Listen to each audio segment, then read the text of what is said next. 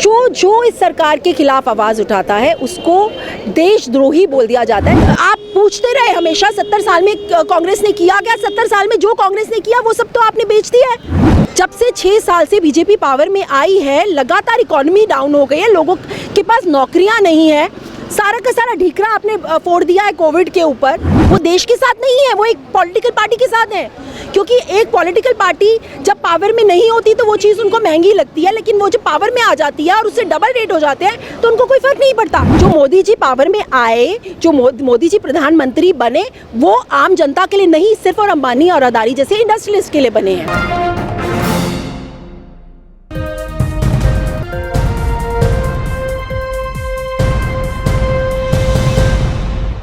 पर्यावरण एक्टिविस्ट दिशा रवि को 21 साल की उम्र में जिस तरीके से गिरफ्तार किया गया है और उन पर इल्ज़ाम लगाए जा रहे हैं, उसके विरोध में कई लोगों ने यहाँ पर विरोध प्रदर्शन किया। मेरे साथ प्रदर्शनकारी भी मौजूद हैं बात करने के लिए। जिस तरीके से दिशा रवि पर शिकंजा कसा गया है, क्या लग रहा है आपको? सरकार क्या साबित करना चाहती है इससे?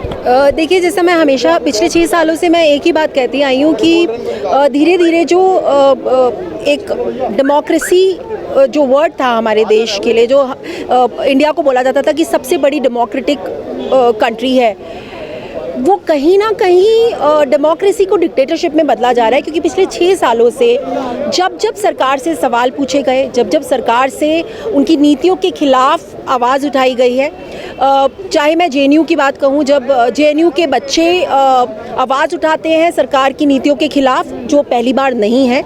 जेएनयू हमेशा इस बात के लिए रहा है कि जितने भी मुद्दे होते रहे हैं, चाहे सरकार कांग्रेस की हो, चाहे सरकार बीजेपी की हो, या चाहे कोई भी सरकार हो, हमेशा जेएनयू आवाज़ उठाता रहा है। पर पिछले 6 सालों में जेएनयू को एक इस तरह से बना दिया गया कि वो एक नक्सलवादी एजेंसी है। जेएनयू के बच्चों को आतंकवादी करार दे दिया गया, टुकड़े गैंग। जामिया ने जब आवाज़ उठाई, या जामिया जब अपने सीए एनआरसी के प्रोटेस्ट के लिए खड़ा हुआ, तो जामिया के बच्चों को आतंकवादी कह दिया गया। हमारे देश के किसान, हमारे देश का अन्नदाता जो हमें रोटी देता है, जिसकी वजह से आज ये देश चल रहा है, हम चल रहे हैं, जब वो सरकार के 3 काले कानूनों के खिलाफ खड़े होते हैं, अपने हक की लड़ाई लड़ते हैं, तो उनको खालिस्तानी कह दिया जाता है। जो इस सरकार के खिलाफ आवाज़ उठाता है उसको देशद्रोही बोल दिया जाता है, जैसा दिशा रवि के साथ हुआ। मैं ये बात लोगों से भी पूछना चाहती हूँ, मैं ये बात सरकार से भी पूछना चाहती हूँ, क्या ये लड़ाई देश के खिलाफ है? नहीं, कोई भी देश को बुरा नहीं बोलता, देश की नीतियों के खिलाफ आवाज़ नहीं उठाता, संविधान के खिलाफ आवाज़ नहीं उठाता। आवाज़ उठाई जाती है देश की सरकार के खिलाफ जो देश चला रही है। सरकार कोई भी हो, जब उसकी नीतियां खराब होंगी, देश के लोग उसके खिलाफ आवाज़ उठाएंगे, क्योंकि हमारा संवैधानिक अधिकार है, freedom of speech, right to dissent, जो हमें संविधान ने अधिकार दिया है। अभी पर यह आरोप लगाया जा रहा है कि वो खालिस्तानियों से मिली थी, खालिस्तानियों के संगठन से जुड़ी हुई थी, उनसे पैसे लिए थे। क्या इस बात के लिए कोई प्रूफ मिला है? आप मुझे एक बात बताइए, मैं फार्मर प्रोटेस्ट में जाती हूँ, मैं वहाँ किससे मिलती हूँ, किससे नहीं मिलती हूँ, मैं नहीं जानती हूँ उनको। मैं एक कॉज के लिए खड़ी हुई हूँ वहाँ पर, मैं एक रीज़न के लिए वहाँ पर जाती हूँ, मैं उनकी सॉलिडारिटी में वहाँ जाती हूँ। मैं सबको तो वहाँ नहीं जानती। अब अगर दिशा रवि जिन लोगों फार्मर्स के लिए खड़ी होती है, ग्लोबली उनको हाईलाइट करती है, उस दौरान अगर उसके फेसबुक पर, उसके ट्विटर पे बहुत से ऐसे लोग होते हैं जो खालिस्तानी होते हैं, इसका मतलब ये तो नहीं है कि दिशा रवि उनको सपोर्ट कर रही है। दिशा रवि सिर्फ और सिर्फ फार्मर प्रोटेस्ट को सपोर्ट कर रही है। ये एक छोटी सी बात है, इसको क्यों नहीं समझा जा रहा? आप मुझे एक छोटी सी बात बताइए, इस देश में अर्नब गोस्वामी जी, जो पुलवामा अटैक की जिनको सारी इन्फॉर्मेशन होती है और वो उस अटैक की इन्फॉर्मेशन को लीक करते हैं, उनके ऊपर कोई चार्जेस नहीं लगते हैं क्या? उनके ऊपर सेडिशन चार्जेस लगे, देशद्रोह का उनके ऊपर चार्ज लगा।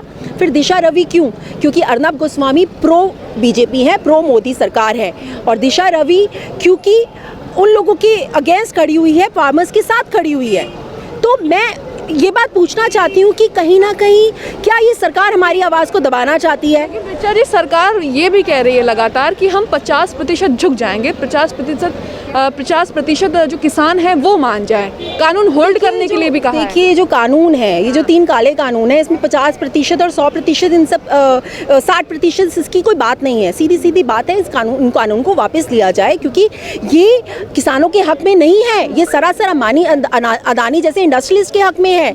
आप मुझे एक बात बताइए, आप जो देश का 70% जो हमारे लोग हैं, किसान हमारे जो सारे गांव में जो बसते हैं, जो पैदावार करते हैं, जिनकी पैदावार की वजह से जो एक्सपोर्ट होता है, देश को भी बहुत फ़ायदा होता है और हम लोगों को तो रोटी मिल ही रही है।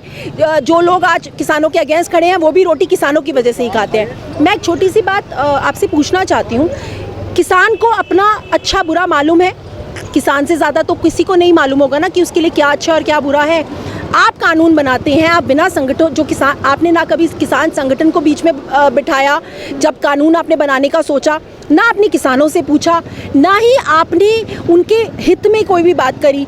आप कहते हैं ये जो कुछ भी है जमाखोरी का कानून है, जिसके तहत आप जो ऑलरेडी ये चीज़ चल रही है, जब वो जो जमाखोरी के ऊपर ऑलरेडी जब रोक थी, तब भी जो प्याज जैसी चीज़ें हैं वो 100 रुपये पे गई।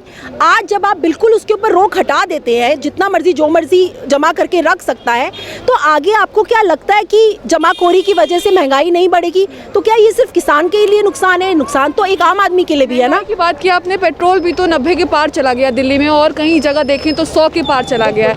जो सरकार 35 रुपये प्रति लीटर का वादा करके आई थी, आज वो 90 रुपये और 100 रुपये का बेच रही है, लेकिन तब भी कोई आवाज़ नहीं उठा रहा है। मैं एक बात पूछना चाहती हूँ यहाँ पर स्मृति ईरानी जी से, जो जब रसोई गैस के दाम बढ़ते थे वो फॉरेन सिलेंडर लेके पहुंच जाती थी और प्रोटेस्ट करती थी। पेट्रोल के दाम जब बढ़ते थे तो अमिताभ बच्चन जैसे जो बड़े बड़े सेलिब्रिटीज़ हैं वो अपने ट्विटर पे बहुत कुछ डालते थे। 50 रुपये पेट्रोल का दाम था, हमारे लिए वो भी ज़्यादा था, और उसके लिए भी वो लोग इतनी आवाज़ें उठाते थे। अक्षय कुमार जैसे लोग बोलते थे मैं साइकिल ले लूँगा, और जो भी वो ट्वीट करते थे। आज कहाँ हैं वो लोग?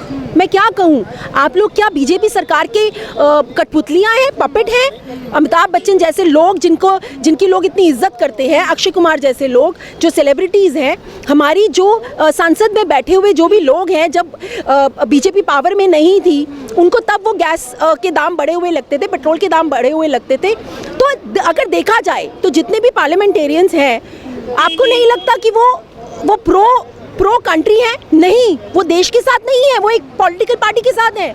क्योंकि एक पॉलिटिकल पार्टी जब पावर में नहीं होती तो वो चीज़ उनको महंगी लगती है, लेकिन वो जब पावर में आ जाती है और उससे डबल रेट हो जाते हैं तो उनको कोई फ़र्क नहीं पड़ता। हमारे देश की फाइनेंस मिनिस्टर जो प्याज के दाम बढ़ने पर ही बोलती है कि मुझे नहीं मालूम, क्योंकि हमारे घर में तो प्याज खाया नहीं जाता। मैं उनसे ये पूछना चाहती हूँ कि वो जब भी वो कानून बनाते, जब भी वो बैठती हैं और संसद में फाइनेंस के ऊपर चर्चा होती है, क्या वो सो रही होती हैं? क्या वो देश के बारे में तब नहीं सोचती? कहा कि निर्मला सीतारमण का उदाहरण आपने दिया, अभी भी सरकार कह रही है कि बैटरी वाले वाहनों का उपयोग करें, बैटरी वाले वाहनों का उपयोग करें, बैटरी वाले वाहनों का उपयोग करने से आप फिट रहेंगे। आप मुझे एक बात बताइए, क्रूड ऑयल ग्लोबली सस्ता है या महंगा है इस वक्त? इस वक्त सबसे कम रेट है क्रूड ऑयल। नेपाल जैसी कंट्रीज़ में पेट्रोल का रेट कम है, लेकिन इंडिया जैसी कंट्री में पेट्रोल का रेट जो है वो आसमान छू रहा है। और वो ये बोलने की बजाय कि हाँ पेट्रोल का दाम कम होना चाहिए, वो ये बोल रहे हैं कि अब वो सब्स्टिट्यूट दे देते हैं कि आप बैटरी की रिक्शा इस्तेमाल करिए या बैटरी के वाहन इस्तेमाल करिए। आप मेरे को एक बात बताइए, ऐसा क्यों होता है कि आपसे एम्प्लॉयमेंट नहीं होती कि आपको नौकरियां लोगों को देनी है, तो प्रधानमंत्री जी टिप्पणियां देते हैं पकौड़े तल लो, ऑटो चला लो। ऑटो तो इतने, जब बात पूछी जाती है इकोनॉमी डाउन हो रही है, गाड़ियां नहीं बिक रही, तो वो बोलते हैं ऊबर तो बहुत, ऊबर कैब्स हैं ना, वो तो बहुत बिकी हैं। ये आपको लगता है कि एक पढ़े लिखे लोग इस तरह की बातें करते हैं? आपसे इकोनॉमी की बात हो रही है, आप इकोनॉमी की तरह से उसको जवाब, इकोनॉमिस्ट की तरह से उसका जवाब दीजिए ना। अगर आपसे बात हो रही है कि पेट्रोल के दाम बढ़े हैं, आपके पास कोई जवाब नहीं है, तो आप बैटरी का जवाब दे देते हैं कि बैटरी रिक्शा से चाहिए, बैटरी के स्कूटर से चाहिए। क्या है ये? आपको लगता है वो सरकार चलाने लायक है? क्योंकि एक आम आदमी बीइंग अ कॉमन मैन, मुझे नहीं लगता कि वो सरकार चलाने लायक है।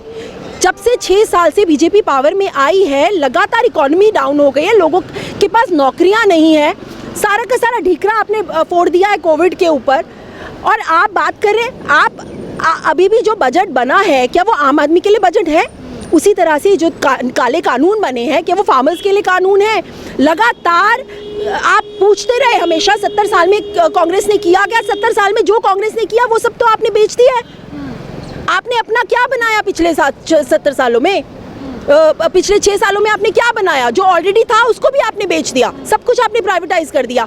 तो नेट जो मोदी जी पावर में आए, जो मोदी जी प्रधानमंत्री बने, वो आम जनता के लिए नहीं, सिर्फ और अंबानी और अदानी जैसे इंडस्ट्रियलिस्ट के लिए बने हैं। तो जिस तरीके से मोदी सरकार के राज में महंगाई बढ़ गई है, पेट्रोल महंगा हो गया है, गैस महंगे हो गए हैं, लोग सवाल उठाना शुरू कर रहे हैं क्योंकि सरकार 35 रुपये प्रति लीटर का पेट्रोल का वादा करके आई थी और अब 90 और 100 के पार बेच रही है, लेकिन कोई भी अभिनेता इसके खिलाफ बोलने को तैयार नहीं है। न्यूज़ मैक्स के लिए दिल्ली से कैमरामैन फयाज हुसैन के साथ मुनमुन रहमान। सभी अहम खबरों के लिए न्यूज़ MX को सब्सक्राइब करें, साथ ही बेल आइकॉन को जरूर दबाएं। लाइक, शेयर, कमेंट करना ना भूलें।